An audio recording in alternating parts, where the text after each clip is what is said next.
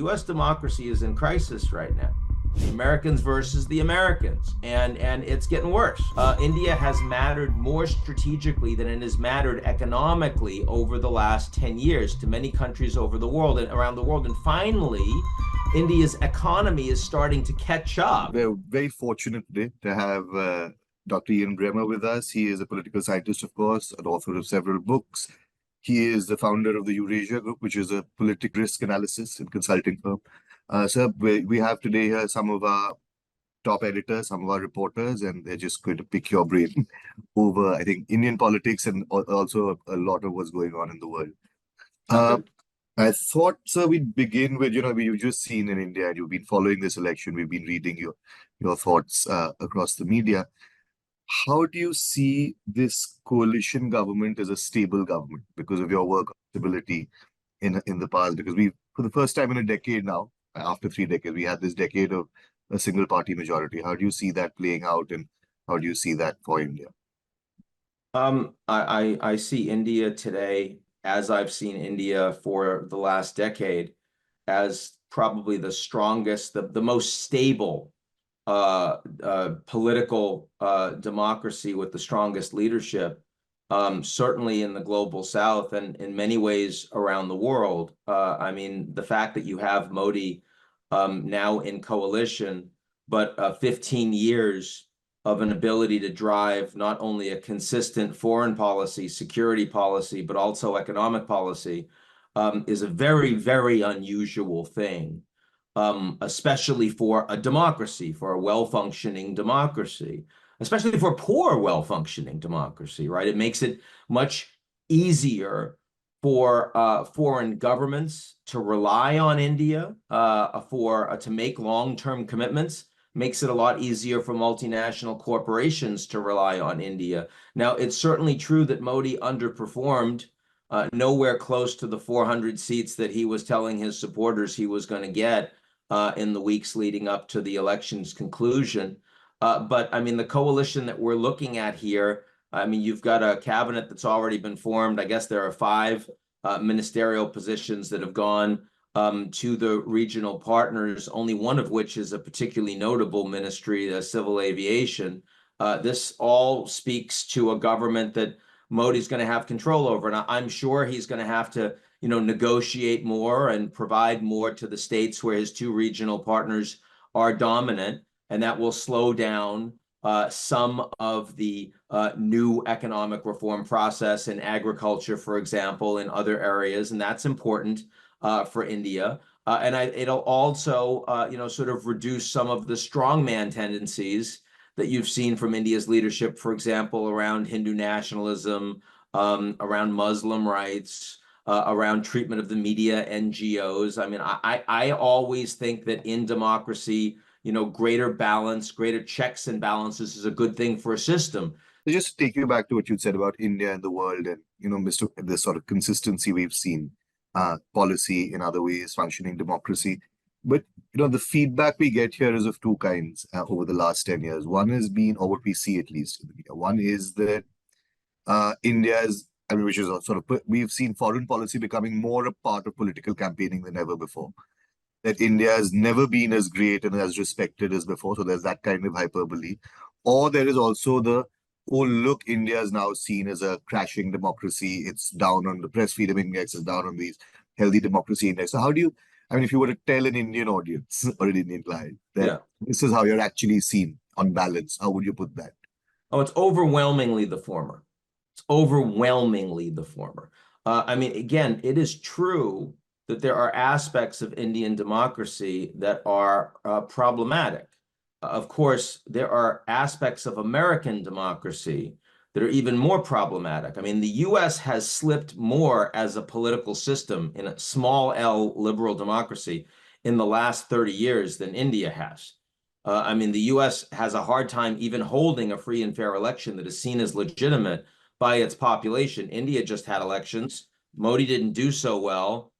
Everyone recognizes it was a free and fair election. That's a sign of a strong and healthy democracy. You want that. That's even true despite the fact that, the opposition didn't really have strong leadership. I think that's important. And, The fact is that when I was working on my PhD back in 1989, when the wall came down, people around the world looked at the United States as, sort of the shining light. They wanted their political system to run more like the US. 2024, a lot of people want to move to the US. You want to invest in American markets. You want your kids to go to American universities. Nobody in the world says, I wish my political system ran like Washington. No one would say that in just 35 years, which is a horrible thing.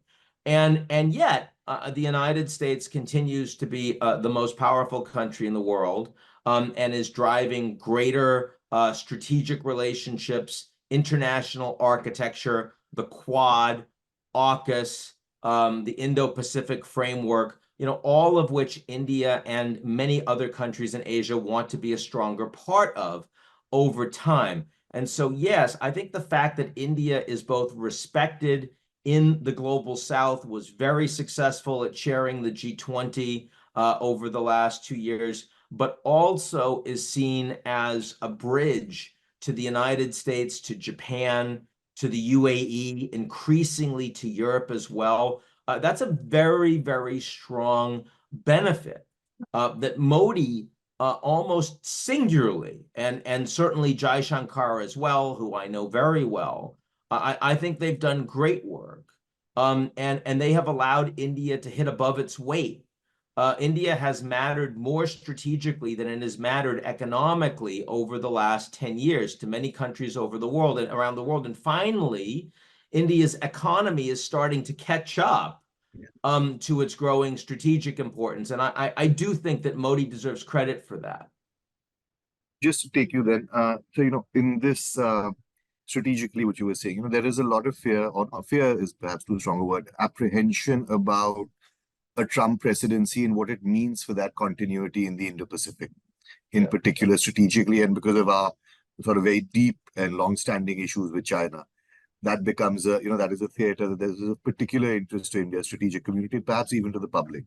How do you see, how much of this, how much does a Trump presidency affect, say, India and some other, say, non-NATO US partners in the region?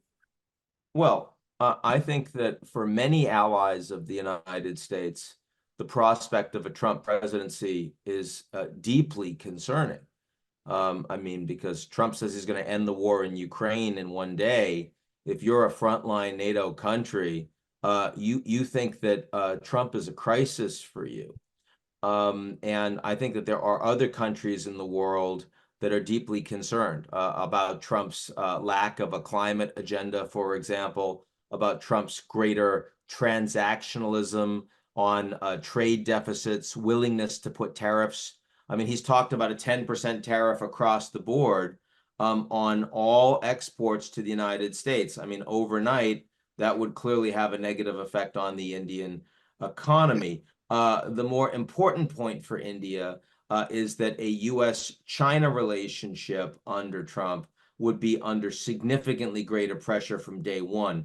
Robert Lighthizer, who certainly is running Trump's transition trade policy and is the odds-on favorite to be Secretary of Treasury, though it's very early to say that with any certainty. I mean, his focus overwhelmingly is a 65% tariff on all Chinese exports.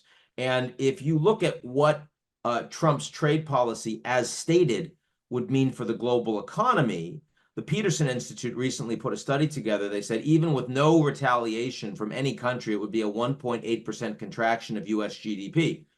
Obviously, that would have a big impact on India. Now, on the political side, the fact that the US and China would have a more tense relationship would redound to India's benefit strategically. And Modi is one of the very few leaders in the world that really doesn't care that much personally whether Biden or Trump wins.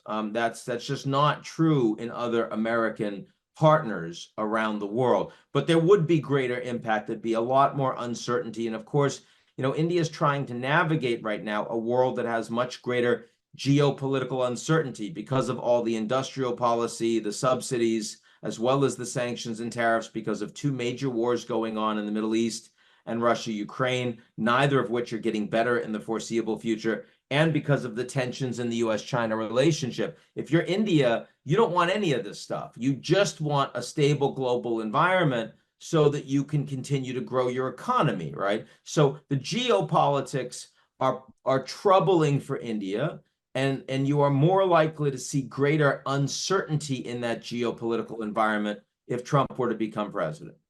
Since we brought up Trump, what I want to know is what is the response to Trump's conviction among his supporters? What does that mean for the US election? And what does that mean for the world eventually?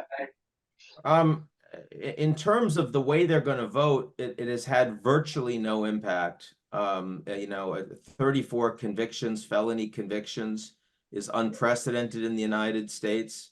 That should mean that Trump should not be viable as a presidential candidate. It doesn't mean that. He is arguing that this is a politicized case that wouldn't have been brought against anyone else. I will tell you it's the least serious case of the indictments that he is facing, much less serious than the Georgia case of trying to overturn the election, the Florida case of stealing and then lying and obscuring classified documents, less serious than the Washington, D.C. case of abetting insurrection on January 6th. But none of those cases are going to come to resolution before the November elections. So, I mean, the fact that this is not going to have a significant outcome, in my view, on November, but it does have a significant impact on how we think about the U.S. in terms of rule of law and a sustainable democracy. U.S. democracy is in crisis right now. And there are many, many American voters that will not accept the outcome of this election. In 2020, the argument was that the vote was rigged. The vote was rigged. The election was legitimate, but the vote was rigged. This time around, which is not true, but that was the argument, right? It's not true, but that was the argument. And Trump is running on that. Now, today, the argument is that the election is illegitimate, not the vote, the election. The Democrats will say Trump should not be eligible to run for office because of the two impeachments that were politically incapable of reaching conviction, even though there were Republicans that voted to convict him in the second impeachment. And that, remember, a vote to convict is a vote that says that you can never run for president, right? So that is what they are saying. The Democrats all said that. So this is a man they believe should not be eligible to run for president and should not on the basis of these cases. While the Republicans are saying that these cases and these impeachments are being brought politically and therefore illegitimately to prevent him from winning. So even before a single vote is cast, the election is seen as illegitimate by the Democrats and Republicans that are going to the polls.